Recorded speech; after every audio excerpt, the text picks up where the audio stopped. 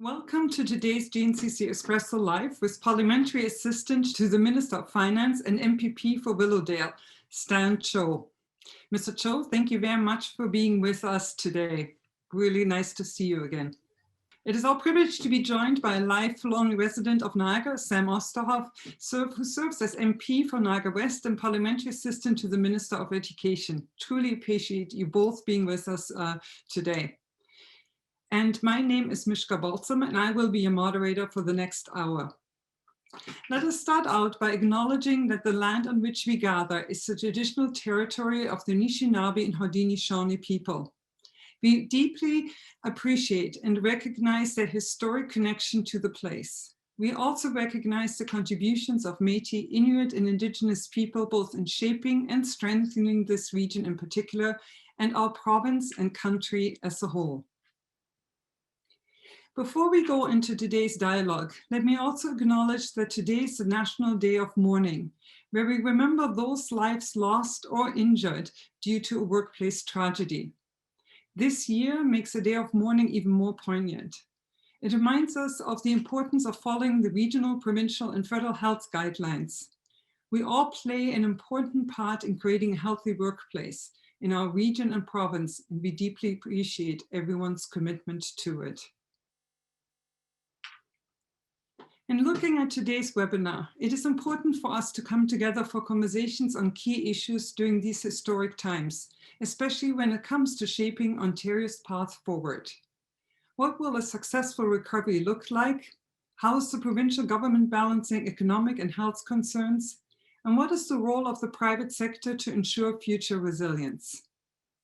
Just to give you an overview of today's format in which we want to address all of those questions, we're going to start out with introductory remarks from Mr. Oosterhoff, which will be followed by Mr. Cho's opening remarks and leading into the very important Q&A session.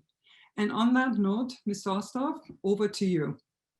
Good afternoon, and thank you, Mishka. I would like to thank everyone for joining us here online today for a regional update and interactive session on the 2021 provincial budget, Ontario's action plan, protecting people and our economy. Je veux remercier toutes et tous pour votre attention aujourd'hui, et je veux remercier aussi pour votre travail dans ce temps difficile. I'd also like to acknowledge today as the National Day of Mourning for Workplace Injuries and Death, and acknowledge how many crucial essential workers throughout the past year have demonstrated time and time again resiliency and hard work, as well as ensuring that our communities are able to keep running safely.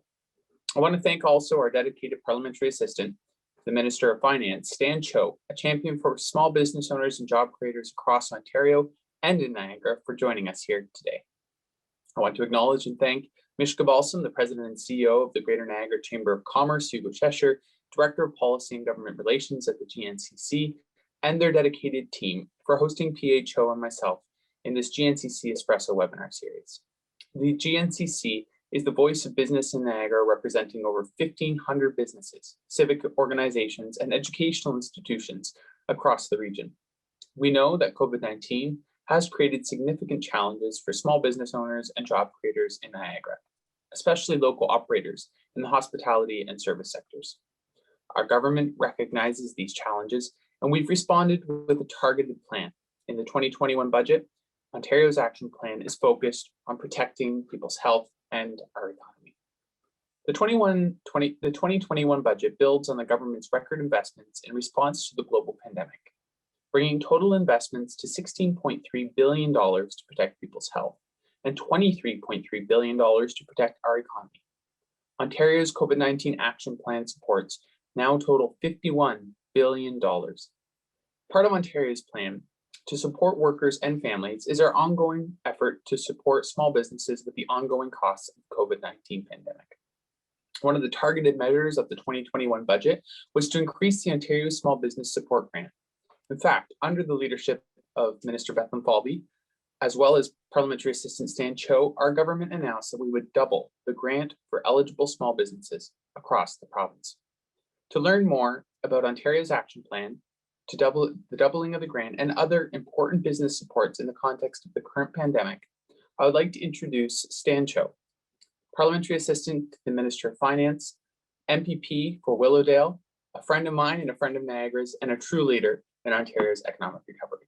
M.P.P. Cho. Well, thanks so much, M.P.P. Oosterhoff, and thank you, Mishka, and to the GNCC for having me today. Certainly the last time I met with you, it was under very different circumstances in a room with handshakes and even donuts. And I look forward to getting back to that day, hopefully very soon. But thank you so much for having me. Yeah, as Sam touched on, it's been 4 weeks since we tabled our budget on March 24th, and certainly in many ways, we had hoped that when we last tabled our budget in November, that it would have been a very different document. And unfortunately, it wasn't. We are going through a third wave, and so the budget we tabled last month was our third response to COVID-19. And as Sam mentioned, it outlined $51 billion in making sure that we protect our health and we protect our economy. And so sort of as we've moved through COVID-19, you'll recall last March, our initial response was $17 billion. And then later on in that year, when we tabled our November budget, that response was increased to 33 billion and now stands at 51 billion. And of course, this is the absolute right move. There's no bigger priority than protecting our health and safety. And as Sam mentioned, there's $16.3 billion to that end. But Sam also mentioned the 23.3 billion, which was directed towards individuals and small businesses, our job creators. And certainly, I think the GNCC will recall that is my life before politics, and I know that running a business is hard at the best of times, let alone during this very globally uncertain situation. And so these supports are intended as a help measure to weather the storm. And as Sam mentioned, and we'll discuss in further detail, this included many supports for the greater Niagara area, which is heavily reliant on tourism in terms of agriculture, in terms of wineries and cideries and some of the best craft distillers and brewers we have in the entire continent. And so, we listened to the small businesses of the area. We listened to the GNCC and we introduced new supports in our last budget. But Mishka, I think it's also important to say to your members and to the viewers today that we recognize that the job is not done, that we are moving through this third wave. And certainly while hope is on the horizon and we work towards getting jabs in all arms, we have a path ahead of us that is going to necessitate a discussion on recovery and growth. And I think we can all know that as small business operators, that road to growth may be a little more challenging and longer than we had hoped or we certainly like. And that's a long way of me saying that the job isn't done, that at some point throughout this year, we will have to table a recovery/growth plan and talk about a third path to balance given our increased investments into healthcare and protecting those jobs. And so the purpose of me today is not to take up all of the time with my words, it's to listen to you. I will say some of our best ideas in economic supports came from the very people on this call, in fact, and that is the intent of this growth document that we will be presenting hopefully later this year, sooner than later.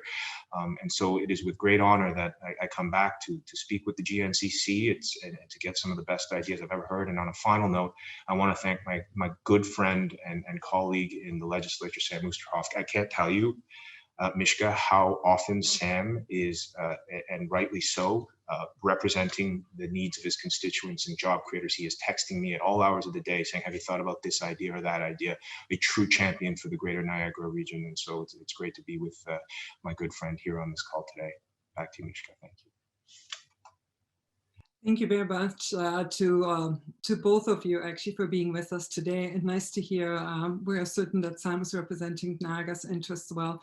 I also wanted to reflect some of the feedback we got from the business community regarding last month's provincial budget, and especially some of the appreciation that goes to your government. Your investment in broadband is critical. I think it really does close the gap of regional disparity, which has become even more pronounced during this pandemic.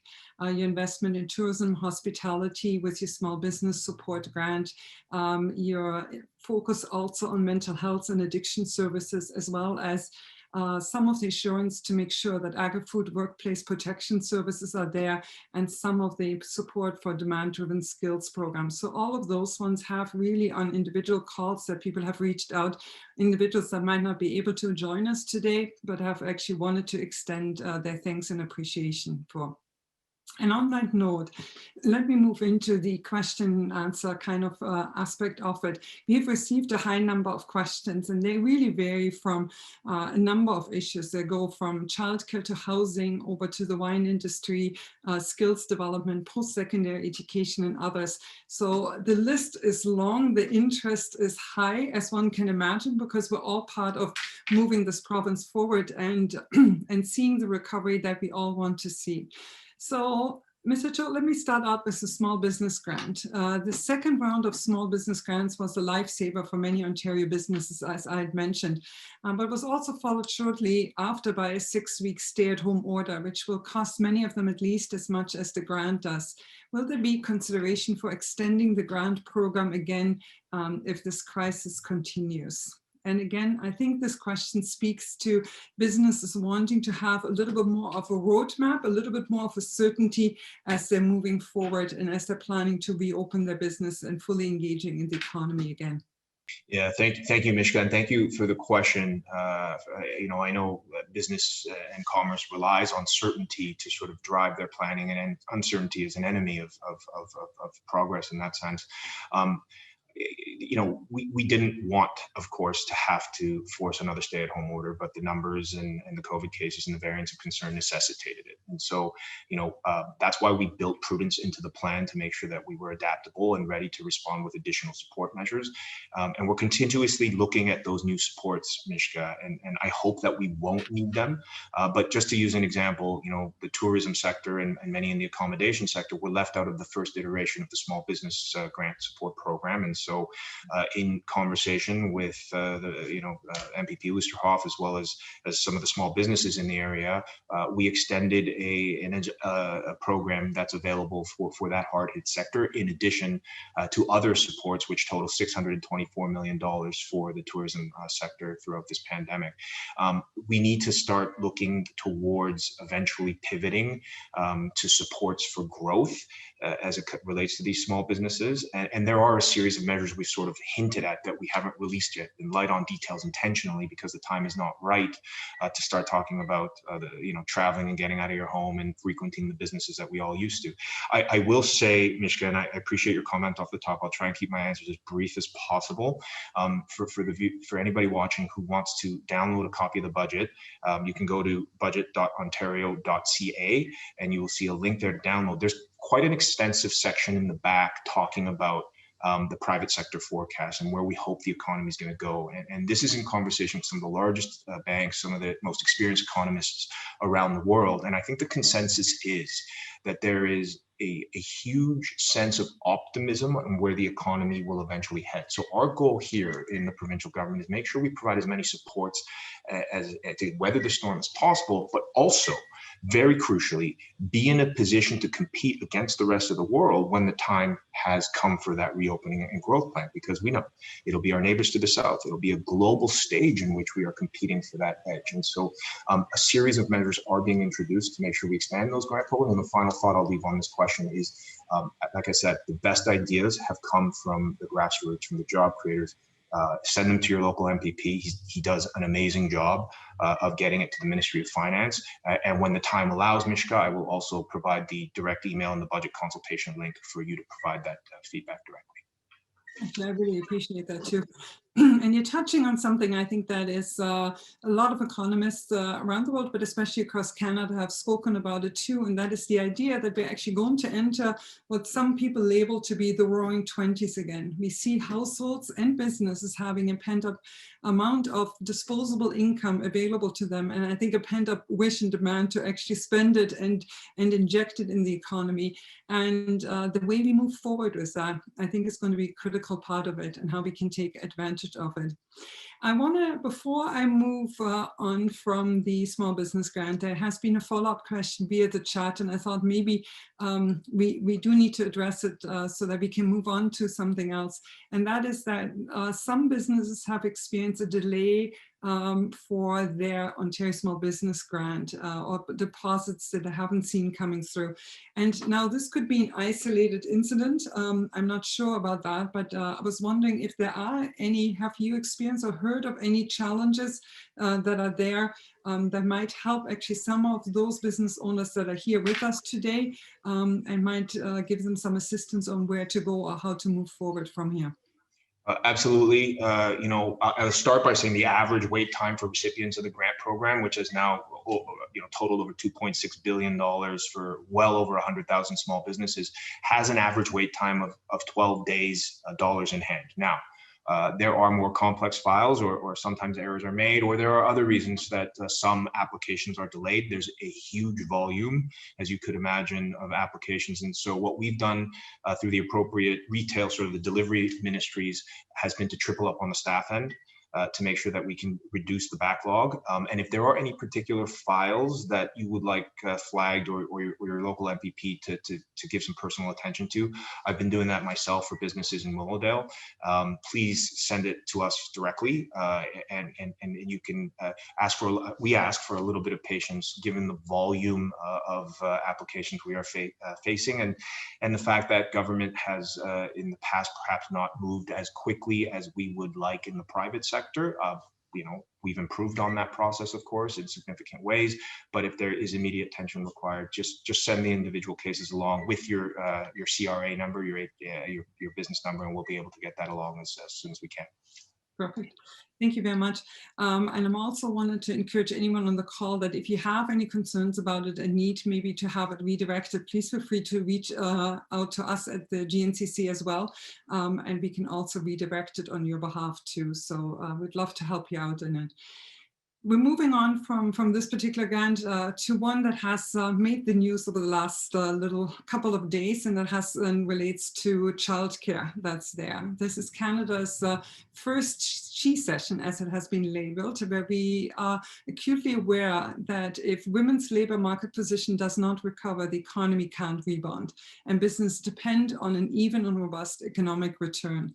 The federal government has allocated large sums of making affordable childcare a reality. How will you work with the federal government to ensure that affordable childcare becomes a reality in Ontario as soon as possible? And I want to make one quick side comment to this question, which I think is a very important one, is that I think over the last 14 months, we've seen a shift of childcare and early learning becoming more from a social to actually becoming an economic issue too.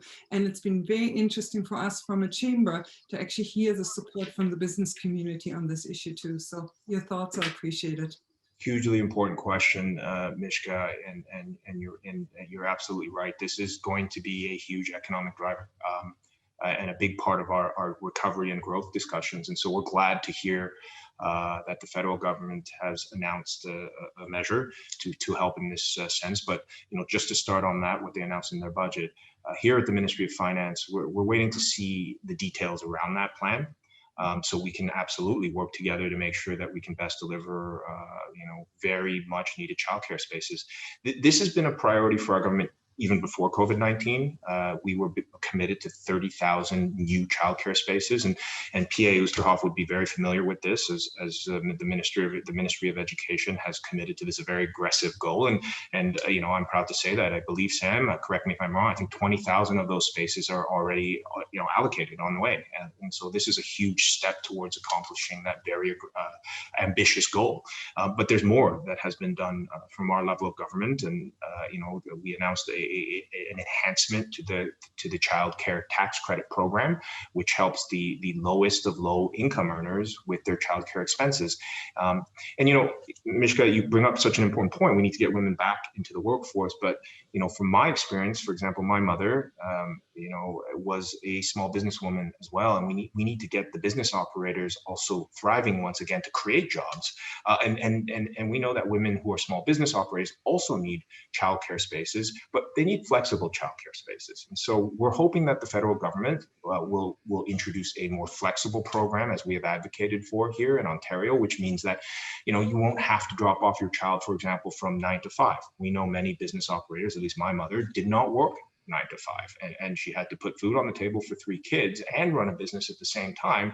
And so her childcare needs were very much around different schedules and whenever it was necessary for her. And so we're calling for a flexible program where you can bring your child to the local babysitter or your local daycare or something that makes sense for the families to continue to create those jobs and to go back to work. And so, this is something we're anxiously waiting and looking forward to working with the federal government on.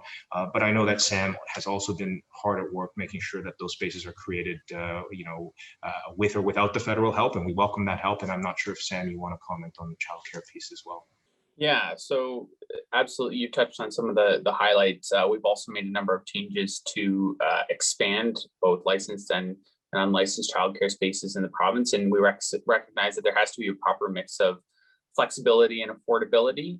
Flexibility because the reality is, downtown Toronto Willowdale has different needs than Niagara West, which has different needs than Windsor and Thunder Bay and Ottawa. And so we need to ensure that there's access to childcare, especially for those who need it in a context such as schools. We're mandating that schools that are being built are including early on centers, including childcare spaces. But we're also ensuring that as we move forward with the federal government's offer on the table, that's being flown in an equitable fashion, that we're working with our municipalities who often have those recognizing those local needs on the ground, what that looks like. Our municipal partners run a large number of childcare spaces, and we need to make sure that collaboration happens in a meaningful way. My numbers treat me right. I believe only 2% of childcare in the province is currently paid for by the federal government, which is obviously a very low percentage. So we're glad to see that their commitment is coming, that they've committed to ensuring that those funds are flowing, but we also want to make sure that there's flexibility and affordability for parents in the proper mix. Yeah, it's a really important issue. And I know that a few people who are here in attendance are speaking about the different ways of approaching it. And this is a comment that Deanna actually had forwarded in saying that, well, some may argue that direct payments to families for childcare is a preferred option. We ask you to examine who benefits from this approach. And she goes on by saying direct cash payments for parents to find and pay for their own childcare may benefit the families with the ability to discern for themselves high quality providers where children are safe from harm. However, a system of subsidized childcare provides many more benefits to many more Niagarans by not only meeting like the standard of no harm, but also setting the conditions for children to thrive, establish reliable childcare for parents who are working and contributing to the economy. So it's a really complex issue. And I don't know if one of you wants to maybe expand. Yeah, perhaps I'll engage with that. Yeah, I think we can't create an either or scenario, right? So absolutely, there should be in place subsidized childcare, especially for families who need it, and ensuring that there's supports for those who don't want to have to go and do too much research, but they know they go to the regional or the local childcare subsidized program, and they know what they're going to get, why they're going to get it. But there also needs to be flexibility for those families who want to have a different option and pursue a different option. I think if you look at the mix that we have here in Ontario, and especially with this commitment from the federal government between the enhanced care credit, which is of course focused mostly on low-income earners and providing up to 75% back. I believe with the enhancement, that's more. That's a significant portion back to $7,000 a year for low-income earners. But again, that's only for in some circumstances. If we need to see that subsidization for those who are able to access some of those other programs, absolutely. But I think we can't create an either or and say you can only have state-run childcare or you can only have private childcare. I think what we need is to have that flexibility and that affordability mix that meets families where they're at, because families in different areas are going to have different needs and different ways that they need to be supported. Mm-hmm. It's actually interesting that in Canada, we have an interesting model in Quebec that I think much learning can take place, and especially looking at how the impact there, the economic impact actually on women was significantly different during the pandemic than it was in some of the other provinces that's there too. So it's great to live in one country where we have different models to make sure that we in Ontario can move forward with the best. And I can only speak to the number of people that have actually direct messaged me on this one, that people in Ontario and in Niagara are really looking for your government support and for your ability ability to work with the federal government on something that will be an historic investment and move forward for us as a country and specifically us as a province. So I'm really glad to hear your commitment to look at that. On an equally important topic, if we're moving on from childcare, sadly, let me go to education and post-secondary education. And I'm really pleased to be joined actually today by Gerben Ferran, who is the president of Brock University. We have two amazing post-secondary institutions that are truly defining Niagara, and alone the economic commitment and impact on Niagara are tremendous. And on that note, actually, Gerben had asked me also to acknowledge, and I think it's totally fair, the financial support that you have offered the post-secondary institutions. It has been greatly welcomed from both Niagara College and Brock University, and it's been deeply recognized at a time when it's very difficult for those organizations. Can I ask on that, post-secondary institutions rely increasingly on tuition fees and international students, but international student permits were down by 58% last year. Stats Canada reported that if this decrease in permits resulted in a corresponding decrease in international enrollment, while domestic enrollment remains steady, this kind of looks at a revenue decline of about $3.4 billion for Canadian universities. What financial measures is the Government of Ontario taking to ensure that our post-secondary institutions will continue their programs and to train our workforce? Their link to our workforce and to our economy is second to none. It is greatly recognized, and we have really appreciate your ongoing commitment. But if you can speak to that, Mr. Cho, I would really appreciate it. Well, thank you, Mishka, and it's a hugely important topic of conversation. From the Ministry of Finance perspective, we need to make sure to continue to support our post-secondary partners, and you're right. I mean, international students were a significant source of revenue for many post-secondary institutions throughout Ontario, and that's obviously dried up given COVID-19.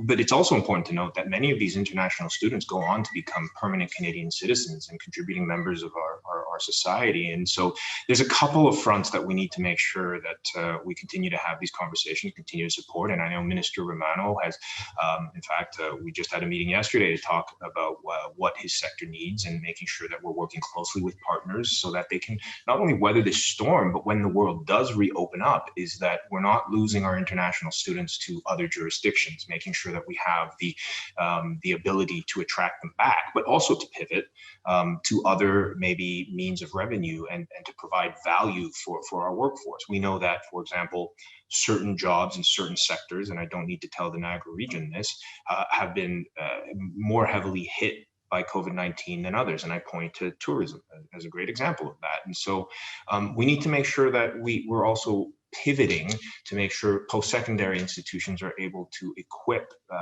students for, upon graduation, the jobs of today, tomorrow as well. And so we do need a more skilled workforce. And I know there's a series of investments being made to make sure that we can achieve that. We also announced in the budget in November $180 million for micro-credentialing, which I know we can discuss a little bit later. But these investments are going to continue. We just have to figure out where the targeted investments need to go. And so it's a big job, and certainly we are consulting with not just our partners in Ontario, but globally, because many are facing similar situations. But this is going to be a key part of our growth, of our recovery as we move forward. And so to our friends from Brock, U of T guy, don't hold it against me. I did enjoy playing rugby on your campus. It's beautiful. But if there are ideas from our post-secondary partners, we'd encourage you to send them to M.P.P. Oosterhoff or directly to the Ministry of Finance, because that's where our ideas and our success is going to come from. Yeah, I truly appreciate it. And I truly appreciate the value that you place on post-secondary institutions, because as employers and representing employers, we most definitely do, and they're such an economic driver.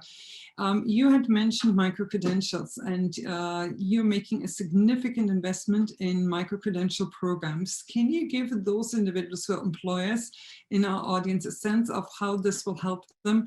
And at the same time, how will this impact post-secondary post-secondary institution. I think people want to get a better sense of it. I think it's something, micro-credentials, that actually was already on the upswing, but likely in looking at the different needs that we have and the skill requirements, that we will see an upsurge on that area, in that area of it. So your thoughts and input are appreciated. Yeah, thanks, Mishka. I think the best way for me to sort of give you everyone an understanding of where we want this to head is in a budget consultation I was on before COVID-19, shortly before COVID-19 in the Peterborough area, where I visited a company called In Flying Color, who had a very niche market of making luxury jets and fitting them for their high-end clientele, and they had a real problem attracting skilled labor to fill the need for whether it was custom upholstery or for the engineers or for the electrical working side of these highly customized airplanes. And so there was this partnership that was created, nothing to do with the government, with Fleming College, where they were able to actually train specifically students into going to work for In Flying Color. And that was the entire purpose of this program, which was truncated to be able to fit that highly unique skill set. And these graduates, I mean, as soon as they were done, were making, and I might have this number off, a base salary of $100,000 a year with huge room for upward mobility. And so this was sort of one of the reasons we got the idea of making sure that we should fund this at the government level, because, and very timely with COVID-19 upon us, businesses can work with post-secondary institutions, with colleges, to design a program to attract workers and to train them in the skills of exactly what it is they need. And this makes imminent sense because these jobs are out there. They're needed today and they're great paying jobs. And it's going to be a massive part of our recovery and growth plan, because one of the challenges we have in Ontario is we have some of the best talent pool, but we lose them oftentimes to other jurisdictions. And this cannot happen as we move through into our recovery stage, because we have not just small businesses and medium operators, we have larger companies like Google or Spotify that are going to need some of those skilled labor pools as well. And so the micro-credentialing program, $180 million on the initial investment, is going to allow our education institutions to be able to provide this type of programming. And if there are further questions on sort of the details of this, please send them along to me. I'll connect you with the Ministry of Labor to make sure that we can get you those exact answers. But that's sort of the spirit of where this assistance has come from. Sorry, I meant Shopify, not Spotify. Shopify, good Canadian company. I think we're good with either one of them. So but on that note, actually, it is truly important. Right before the pandemic, Niagara actually experienced one of the lowest unemployment rates. And we have Adam Duran from the Niagara Workforce Planning Board with us, who probably can correct me, but I think our unemployment at the time around January was about 5.6% lower than what we had seen. We've always been slightly higher than the provincial average, but lowest. And we were getting to a point of when employers could not find the talent that they needed, as you had said, Mr. Cho, to actually fill the positions that are there. And so I think there's an aspect of that. This is critical, especially when we're talking about the roaring 20s or an economic boost that we will have and experience. And if it comes about quite quickly, we might not have the time to think about it for years. We might need to respond much quicker. And I think micro-credentials sometimes offer that opportunity. So your commitment is good to see. I'm going to move on to another topic where we had received a couple of inquiries about, and that has to do with the housing situation. And let me just speak to the one in Niagara. So between February 2020 and February 2021, we have seen the average house price go up by about 26%. Wages have not gone up by the same amount. We've seen an influx of people coming to Niagara, which is wonderful and great to see. We're looking at a population forecast. We're sitting at around 470,000 roughly right now here in Niagara, and are expecting by 2040 or 50 to be at around 625,000. So I think Niagara has been identified as being one of those growth communities. And it allows also individuals now that maybe needed to live where their work was. This is another change we're going through, is that they can actually live here and while still working in other parts of the province at the same time. But what it has created is a bit of a housing crisis, and it is spread beyond the GTA. I know that the GTA is experiencing it as well. So house prices still look reasonable compared to Toronto, but they've grown far in excess of inflation for years. And we had maybe expected more in the federal budget in searching for ways to cool off the housing market, but how is the province working on increasing the supply of housing, allowing new families, young families, newcomers to come to this market, and even looking at rental properties, people who maybe only want to come here to Niagara to test it out and not buy and just rent a place, a nice place. What are some of the things that maybe the province can do or you're planning to do to assist not only Niagara, it's something that is felt in numerous regions across the province? Well, thank you, Mishka. And I'm going to be very careful on the timing here because I come from the housing world. And so I could go on at length about this answer, and happy to connect with anybody who has deeper questions about this. But this is one of the most important topics for me. It's one of the biggest reasons I ran for government, is because we need to listen to the experts when it comes to increasing that supply that you talked about. And that is very much the key to making sure the dream of homeownership stays alive for everyone. Everybody from young people to seniors to newcomers to multi-generation Canadians. And so this is backed by evidence. And let me just tell you a quick little bit of that story before I dive into the answer. But if you look at the Toronto Regional Real Estate Board statistics now, and I do often, you'll see something very interesting, is that the sort of demand side of, and I'll pick on rental products, but I'll also point to the condo market in Toronto proper, where demand has cooled. And as you mentioned, there's been a slight exodus during this pandemic to other regions of our province, and Niagara is picking up much of that demand, but it's cooled slightly in certain product types when it comes to Toronto. What's that led to? Well, in the rental side, you've seen double-digit declines in rental values. You've seen vacancies that you haven't seen in decades inside the city of Toronto. When it comes to sales of condo product, just around here in the Ministry of Finance, you'll see that sales have come back. Sales are near double digits in terms of volume increases in Toronto. However, the price increases are 1.8%, I believe, in the latest report, which is pretty much on par with inflation. And so the prices have not returned, and that's very much a function of the supply-demand imbalance, which we all know, if you listen to the experts and home builders, that this is the underlying driver when it comes to prices and availability for people who wish to purchase or rent a home. And so this is the evidence-based approach that I know the private sector takes, and that's why our government's job is to listen to the people who are the experts in the field. And the experts are simply saying that we need to address the imbalance of supply and demand. Now, demand is much tougher to balance because this is the best place to live in the world, and we're going to attract continuously a growing population. We want that for many other reasons. So it's the supply side that we need to make sure that we're working on in a proper way, protecting our environment. I'm proud we're expanding the Greenbelt while increasing the supply. And so that, I've got to plug Minister Clark for this. He's listened to the experts. And when you look at the Housing Supply Action Plan, it addresses red tape, conflict in the system, making sure we get the supply out there while protecting our environment. And so I believe, bringing the question back to Niagara region, while we have seen sort of escalations, unprecedented escalations in the area, as we move through this, I think we're going to rely on the natural ebbs and flows of supply and demand and just make sure that government's role is to address the imbalance in the equation as best as possible, while allowing the fine people who move to this province and live in Ontario to live wherever it is they choose. And I don't blame them for reaching out to the greater Niagara area. It's an awesome place to be. It's a great place. Can't say that. We're proud to live here, but we also want to be prepared so that we, as we move forward, that we ensure that we have smaller homes, multi-unit dwellings, purpose-built rental units, and others to actually really meet the demands that are coming forward in the generation to come.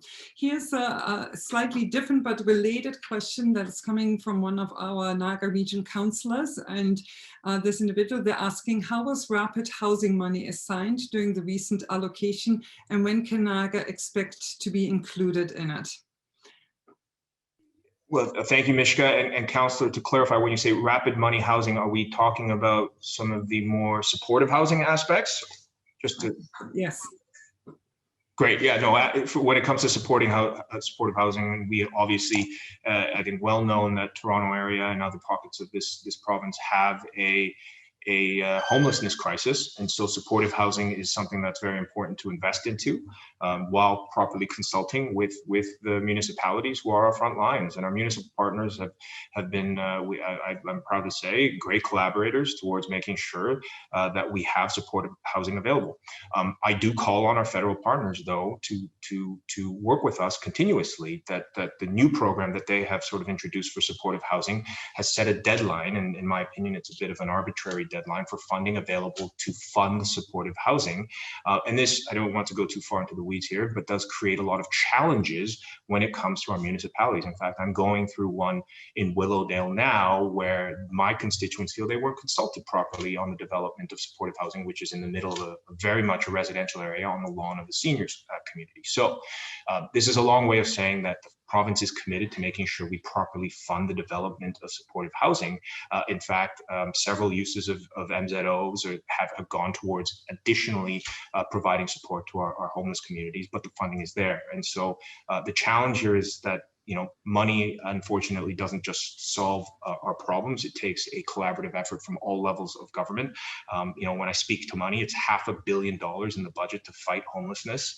And as I said, Councillor, if you need a copy of that budget, it's available online, and you can see that those investments are being made. But the more important point to me is that we need to continue to work together to make sure that we are fighting the problem of homelessness, because money alone won't solve the problem, unfortunately. Yeah. It is, we totally understand that it is a very complex problem that actually one ministry alone actually can't address. It really does need us to go outside of our silos to work actually together on this particular one. We have a few people from a great sector of industry that we have here, and that's our wine and grape growing industry of Ontario, but specifically of Niagara too. And they are really looking forward to working with the Ministry of Finance to actually look at the structural tax reform for this sector. Some progress was made, and there's a lot of appreciation of it being shown in the recent Ontario budget, although it's temporary.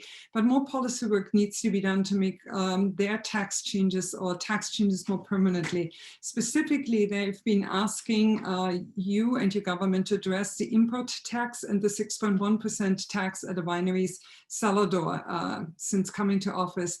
There can be no industry recovery or future growth in their sector without the proper structural reform when it comes to that. And I think I really also want to just reiterate of how vulnerable our craft wineries are right now, and that the majority of them for the last 14 months are really operating at a significant loss. So any kind of changes to this aspect of it that would be long-term would be greatly appreciated. And your comments are equally appreciated. Yeah, so thank you, Mishka. This is going to require a bit of a sort of an explanation, and then I'll get into the answer. Certainly, I appreciate that Niagara region has some of our best alcohol producers around the world, and it's so much more than just about alcohol. It's about job creation, local agriculture, and preserving, you know, an identity of our Ontario culture. And you know, I know this is a hugely important issue to P.A. Oosterhoff. We have many conversations about the alcohol sector in the Greater Niagara region, and it's important to me. And so I've had many conversations with the grape growers, with Ontario craft wineries, craft cideries, craft distillers, the craft brewers, and you know, the wine growers of Ontario. To sort of large picture, big picture, we are heading towards a better alcohol environment down the road. And we are working on the modernization piece so that one day you will be able to go down to your local corner store and be able to find your favorite craft wine or your favorite craft beer on the shelves, locally produced, locally sourced, and hiring lots of local people. And we're heading there. That's the big picture. Now, when it comes to some of the tax changes, this is where it takes a little bit more time. And there's some implications here on specifically the 6.1%, which I think many of your members and the alcohol producers are referring to. There's significant trade risk, and Ontario has recently come to a settlement with the trade challenge from Australia. And that's good news because that our risk was somewhat mitigated. However, the risk still remains because any changes we make to the tax structure impacts a decision that has not been made with Australia and Quebec. And that would have an $80 million impact on the local producers. And so we have to be very careful that we don't signal that it's okay for Australia to reopen the trade challenge with us. However, in the interim, we've supported our craft distillers and craft wineries with a series of other measures, not least of which, in terms of the grant programs that many operators are eligible for. But we also introduced a $10 million program in supports for our craft cideries and our craft wineries. And we're continuing to work with the sector on this on a range of other issues. And so your members and the producers will know my door is always open to have those conversations until we get to that better place in alcohol, but change is absolutely on the way. And it actually reminds me of the opening comments when you talk about that recovery and growth plans and the works. And I think that really the Ontario grape growers and the wine producers and that whole sector is actually more than open to talking with you. I know that there's a lot of conversations going on and really looking at the long-term viability that's there. I am looking at the time and being really conscious on it, but related to this topic, I was wondering if we have the opportunity, or your government has the opportunity to really being bold on interprovincial trade. Ontario has the opportunity to act swiftly to eliminate major interprovincial barriers to trade and labor mobility that are there. Some of it is linked to the wine industry, but is this, when we are asking business to take bold steps to really look at their businesses differently, we like to have you by our sides to doing the same. And in many ways your government has made decisions faster than ever beforehand, has accessed, made grants available, programs available. What when it comes to interprovincial trade? Well, Mishka, we're ready to dance. We just need some dance partners. That's the message. This is so important to the Premier and important to me. We want to trade more freely with our other provinces and territories, but we can't do it on our own. So we need help in this sense. That's why the Premier is also the Minister of Interprovincial Relations. This is something that we need to work on. I wish I had more for you on this, Mishka, because this is going to take all hands on deck. I hope, though, that if COVID-19 has done anything positive for interprovincial trade, it has shone a new light on the importance of it. The last thing, I'd rather trade within Canada than trade with other jurisdictions around the world. We talk about buy local, and that should be a message we send across all throughout the Dominion. And so we're going to see how things progress with the recovery side of things. But to those on the call who have maybe some ideas or examples from other jurisdictions you've seen, please, I ask you to please send those to us at the Ministry of Finance. I cannot repeat enough that many of the best ideas from our budget have come from those very sources. And so when I say all hands on deck, I'll include the people and the members of the Great Chamber. Yeah, and we have a lot of support. We are members of the Canadian and the Ontario Chamber of Commerce, but I know that also through Rocco Rossi at the Ontario Chamber of Commerce, we often have spoken about the support of this particular issue, but also the sectors and the needs that are there. And we do appreciate you listening to and taking it into consideration. Public transportation is also one. The pandemic has had a huge negative impact on public transit. Early in the crisis, for example, the TTC reported that it was losing like $60 million per week due to the COVID impact. Can you tell us on how you're working to support enhanced public transit networks, especially outside of the GTHA? And this again is something that in Niagara is difficult. We have 12 municipalities and we have the two-tier system, so we have the regional government, and public transportation is hard here. It is very difficult, and if it's not available to individuals, it really does make a difference to your disposable income, because transportation is an expense. It's a huge expense to individuals that need to rely on a car or other ways to move around. So what are your thoughts on what the long term of it looks like, especially outside of the GTHA? So hugely important, Mishka, especially outside of the GTA. Look, I come from Willowdale. It's the only neighborhood I know of where two subway lines dead end right there. And for years, for decades, in fact, there was poor planning when it came to transit. And we see the problems associated with that. You know, I got to take a train north to catch one going south in the mornings because it's so crowded.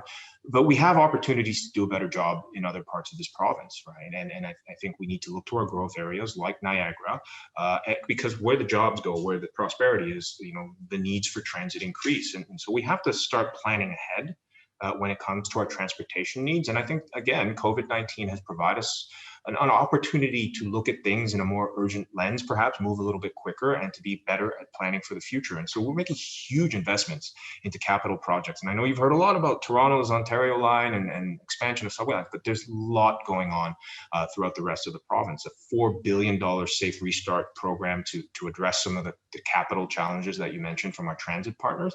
But we also understand that this pandemic has been hard on operating costs. And so we need to work with municipalities to handle, you know, the COVID side of things, but the post-COVID side of developing transit as well. And so the honest answer here is, Mishka, I'm the sort of at the money ministry. I know the money's there. Well, I love Niagara. I'm not as familiar with the transit in Niagara, but what I know is that this government is to making sure that these priorities are well invested in, because these are investments and people cannot have a job if they can't get to that job. And so we're going to continue to work with our frontline municipalities, all levels of government, to make sure that we are making sure that money that we're investing from our ministry goes to the best use in making sure we expand transit in growth areas like Niagara region. Yeah, and it's so critical to employers and wanting to attract actually the labor force that they want to attract is to have transit and housing available to them, because we can develop everyone's skills, but if we can't house those individuals and we can't get them to their place of employment, again, they're all linked together. Your party was elected on the platform of balancing the budget, and then the pandemic came about. You were on your journey, were on your pathway of doing so, and had a plan to move forward. And naturally, I think for any government in the worldwide, this looks different right now. And when you look at your budget 2021 and you're making plans to return to balance the budget at the end of the decade, is it very likely? Are you taking into consideration other things that maybe we hadn't been able to predict? Who would have predicted this pandemic? We couldn't have. We didn't. Scientists told us, but we didn't. What's your commitment? So as a business person, we always look at the balance sheet and we look at others, and we ask probably this of you as a province, and probably looking at the federal government in the same way and saying, what does the future look like so that we ensure that our kids are not going to pay for some of the decisions that we're making right now? So thank you for that question, because it's hugely important to me, because I agree, Mishka, we have the best place in the world, but these programs and services we rely on absolutely have to be there, not just for us, but for our kids and their kids as well. And that means taking a good, long, hard look at the spending we have today to make sure it's sustainable for tomorrow. And I'll start by saying that's why our government committed to never missing a financial reporting period, and we haven't. And even though these have been very difficult times, we have presented our documents, our reporting on time every single time. And that's really the only jurisdiction in Canada that has been that transparent with the people we serve. And yes, the fiscal picture on $186 billion spend leads to very important questions about, well, yeah, how do we pay for this? And there are those who believe that the only way to pay for this is through tax increases. There are others who believe that the only way to pay for this is through austerity measures, through cuts to those programs and services. But, we believe that's a false choice here at the Ministry of Finance, that there is a third path to success, and that is returning to the days we saw before COVID-19, where growth can drive that success. And so, you'll note that in those first 2.5 years, while we saw record job creation and increases to the provincial revenues, we also saw that we cut the proposed deficit in half. because we knew that during those good times, you have to save for a rainy day. And I know business owners know this. I learned this at a very young age, which is you always need to save for a rainy day. And certainly COVID-19 or the storms. And so I'll start by saying there's absolutely no price tag you can put on protecting the health and safety of the people we serve. This is the time to spend. This is why when times are good, you make sure you're fiscally responsible, because, you know, I won't apologize for the $16.3 billion into the healthcare fund, or the 60 billion plus that we're investing annually into the bottom line budget. And you'll see in the budget that there are increases to healthcare education throughout those out years as we move through this. That's the right place to spend. But we also know that it takes prudence. And so in the last sort of, I want to say 20% of the budget that you can get online, you'll see a lengthy discussion around the forecast. And we believe that our growth sort of projections, and we have three tiers of them, the faster growth scenario, the slower growth scenario, and the middle growth scenario, which we based our numbers off of, we believe are very conservative projections based on the private data information that we've been able to receive. And so we're optimistic that our path to balance is very, very realistic. Now, there's always a risk. But that's why we've committed to that regular financial reporting. And so if things do change, as you said, you know, we've communicated that from the beginning, and we've seen a fluctuation in our support measures as evidence of that. We've had to increase supports as we've moved through this pandemic, and the same goes for our financial forecasting. But I will give confidence to the people of this province that our credit rating has been maintained. December was the last when it came to DBRS, and that means that we are instilling confidence into what financial institutions see is happening here in Ontario. On a final point, you know, we have the largest reserve in Ontario history, and that is to mitigate some of the risk maybe associated with our fiscal plan. You heard a lot about contingency funds as we move through this pandemic, and that was intentionally done to allow for that flexibility to adapt to that unknown. And so, Mishka, in sort of a short bow on this answer, we're going to continue to act prudently and adaptively, but it is not lost on us that every taxpayer dollar is important, and we need to manage that responsibly as a government to serve its people. No, I appreciate it. Thank you very much for your commitment to that. It's something that I think business people always keep their eye on. It's just inherently within us.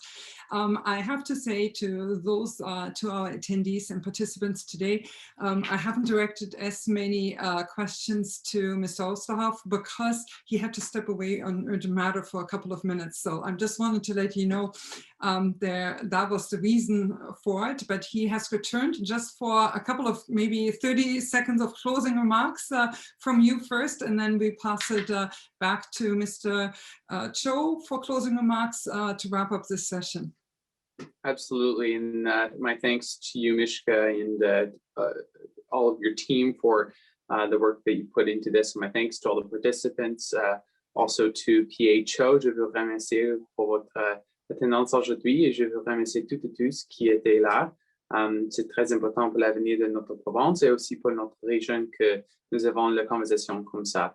It's very important that we're able to have these conversations moving forward. I think the key has been ensuring that we're providing supports in a sustainable way, as mentioned by M.P.P. Cho, that we're providing targeted investments, one that will help us not just today, but into the future, recognizing that there's always a bill to these types of changes. And I think also looking forward, this budget was different than the budget that was initially planned. We were hoping to be in a place of more recovery than still dealing with the health crisis. Unfortunately, that is where we are today. But I think that it speaks to the strong future that we have as a province and as a region, that we have people like M.P.P. Cho and all of you with your ideas as we move forward. So I look forward to the fall economic statement and of course the budget next spring as well, when hopefully we'll be through this part of the pandemic and able to build up the foundations that have been laid with this document. So thank you, Stan, thank you, Mishka, and thank you everyone for being here today. Thank you very much. And Mr. Cho, if I could ask you for your closing comments too. Thank you. Yes, and I'll keep them very brief. I'll start with thank yous. Thank you to my good friend Sam Oosterhoff, who again, it can't be said enough, is just a tireless champion for the Niagara region.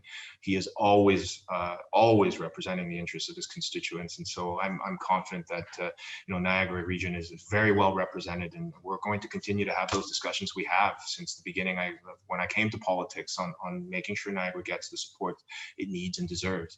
And to the GNCC, Mishka, although I did miss the donuts this time around, I look forward to that handshake and another meeting around the roundtable. But you know that I take your input from your members incredibly seriously, and I value them. And please don't stop them from coming.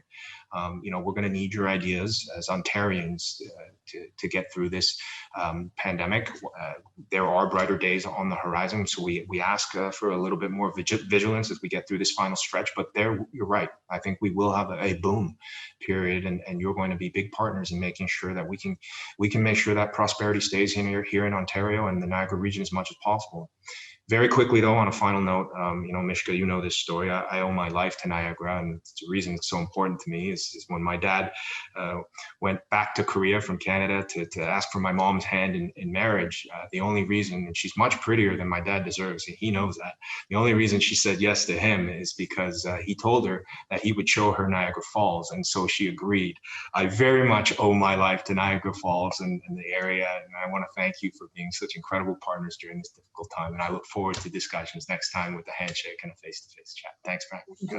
The same here on our end. We look forward actually to hosting in the future. We want to also say on behalf of all of our members and our board how nice it is that both of you are so accessible to us too, and to our members, that you are listening to them and that you respond to them, and that you really give us the sense that we're all in this together as we're moving forward. So we really appreciate it. We're looking forward to hosting you hopefully very soon in person, and thank you for being with us. And to all of our attendees and participants, and for all the questions that you have brought forward for today's webinar, thank you. We never take it for granted, and we hope that we can be your voice in business for Niagara. Thank you.